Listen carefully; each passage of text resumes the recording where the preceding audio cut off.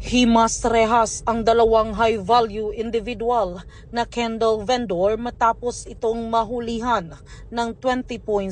million halaga ng hinihinalang shabu sa isinagawang buy-bust operation ng mga kapulisan ng Tagbilaran City sa Porok 8 Barangay Poblacion 1, Tagbilaran City, Bohol. Kinilala ni Police Lieutenant Colonel John Karin Escobar, Chief of Police ng Tagbilaran City Police Station, ang dalawang high-value individual na suspect na sina Melvin, 52 anyos, na residente ng Purok 6, Barangay Tutulan, Dawis, Bohol, at Joey, 43 anyos, na residente ng Purok 2, Barangay Mariviles, Dawis, Bohol. Bandang alas 9:29 ng gabi nang ikinasa ng mga operatiba ang buy-bust operation na nagresulta sa pagkasakote ng mga suspect at pagkakumpiska ng 4 na plastic sachet ng hinihinalang shabu na may timbang na 3,040 gramo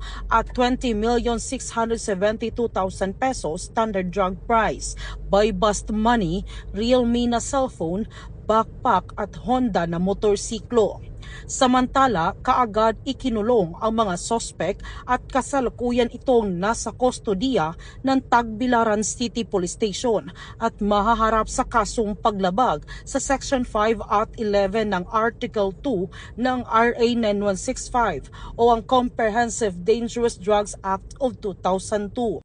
Ipinapaalam ng Bohol Police Provincial Office sa ilalim ng Police Regional Office 7 ang matagumpay na buy-bust operation sa Tagbilaran City na nagresulta sa pagkasamsam ng hubit kumulang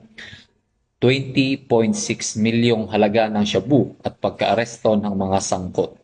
Ang operasyon ito ay bahagi ng patuloy na pagpapatupad ng batas laban sa illegal na droga. Patuloy ang pakipag-ugnayan ng Bohol PPO sa ilalim ng PRO 7 sa komunidad upang mapanatili ang kapayapaan at kaayusan sa lalawigan.